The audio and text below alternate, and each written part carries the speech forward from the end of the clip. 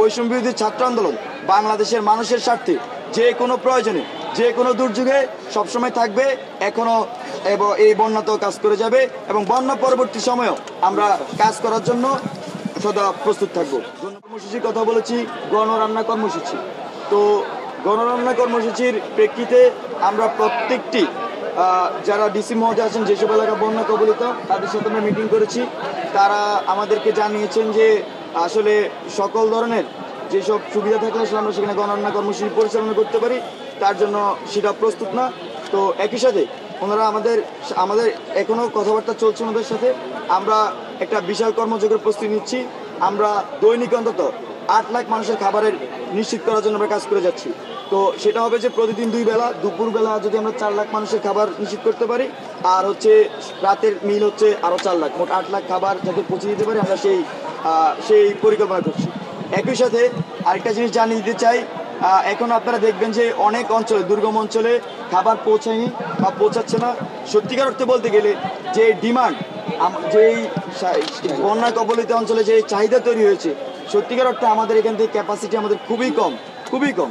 সেজন্য দেখা যাচ্ছে যে আমি সব এলাকায় যদি ত্রাণ পাঠাতে চাই, মানে একদিন যদি এক এলাকা করে পাঠাই, তাহলে অন্তত সম্পূর্ণ এলাকা পাঠাতে আমাদের 20 দিন সময় লাগবে। আমাদের যেটা আমরা অ্যাজাম্পশন, মানে আমাদের যে ক্যাপাসিটি আমরা এখন পর্যন্ত যা করছি।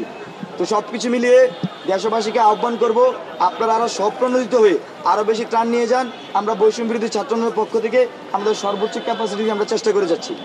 আর সর্বশেষ যে বিষয়টি উল্লেখ করতে চাই, আমাদের যে গণত্রাণ সংগ্রহ কর্মসূচি টিসি সহ এই আমাদের জিমনেশিয়াম ঢাকা বিশ্ববিদ্যালয় এবং ডাকসুতে চলছে, সেই গণত্রাণ কর্মসূচি চলমান থাকবে এবং বৈষম্য বিরোধী ছাত্র আন্দোলন বাংলাদেশের মানুষের স্বার্থে যে কোনো প্রয়োজনে যে কোনো দুর্যোগে সবসময় থাকবে, এখনো এবং এই বন্যাতেও কাজ করে যাবে এবং বন্যা পরবর্তী সময়েও আমরা কাজ করার জন্য সদা প্রস্তুত থাকবো। ধন্যবাদ সবাই। প্রশ্ন, জি, সারা বাংলাদেশ থেকে বৈষম্য বিরোধী ছাত্র আন্দোলনের ব্যানারে ত্রাণ সংগ্রহ করা হচ্ছে, এটা আপনাদের কাছে পৌঁছাচ্ছে কিনা বা কেউ পৌঁছাতে চাইলে কি করবে?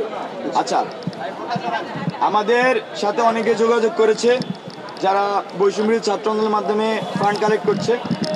নামে আমি তো আর সেখানে সরজমি দেখছি না, তবে আমরা যা সাজেশনটা করছি যে আমাদের ব্যাংক অ্যাকাউন্ট আছে, আমাদের নগদ, বিকাশ এবং রকেট মানে মোবাইল ব্যাংকিং সিস্টেম আছে, এবং আপনারা জানেন যে নগদ ক্যাশও আমরা সংগ্রহ করছি।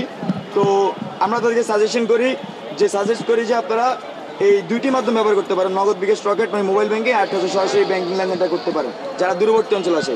আর যারা আশেপাশে থাকে তাদের যদি নগদ ক্যাশ থাকে, আমরা ওনাদেরকে আহ্বান জানাই আপনারা টিসি দেশে নগদ ক্যাশ দিয়ে যাবেন।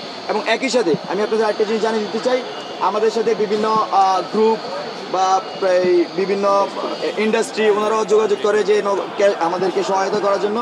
সেক্ষেত্রে আপনাদের মাধ্যমে আরও আমাদের থাকবে, আহ্বান থাকবে, ওনারা আমাদের সাথে যে ব্যাংক অ্যাকাউন্টগুলো আছে তার মাধ্যমে আমাদের সাথে লেনদেন করে, তাহলে আমাদের জন্য সহজ হয় এবং আমরা এই কাজটা খুব সহজেই পরিচালনা করতে পারি। অনেক ক্ষেত্রে দেখা যায় যে অনেকে দেখা করে টাকাটা দিতে চায়। হ্যাঁ, আমরা সর্বোচ্চ চেষ্টা করি আসলে আস্থার জায়গা মানুষকে রাখার জন্য আমরা সব কিছু ক্লিয়ার রাখছি। একই সাথে আমাদের আসলে এই এত বড় কর্মযোগ্য পরিচালনার জন্য আমাদের অনেক ম্যান পাওয়ার দরকার, অনেক নেতৃত্বের দরকার। সেজন্য আসলে আমরা খুব বেশি মানুষকে সময় দিতে পারছি না, সেজন্য আমরা এই বৈষম্য বিরোধী ছাত্র আন্দোলন দুঃখ প্রকাশ করছি। কিন্তু কেউ যদি সত্যিকার অর্থেই বন্যা দুর্গত মানুষের জন্য পাশে থাকতে চায় এবং বৈষম্য বিরোধী ছাত্র আন্দোলনের মাধ্যমে তাদেরকে সেই সহযোগিতা করতে চায়, তাহলে তাদের প্রতি আহ্বান থাকবে আপনারা আমাদের যে মোবাইল ব্যাংকিং সিস্টেম অথবা আমাদের যে ব্যাংকিং সিস্টেম, এই দুই মাধ্যমে আমরা খুব সহজে আমাদের কাছে আপনাদের অর্থ পৌঁছে দিতে পারবেন।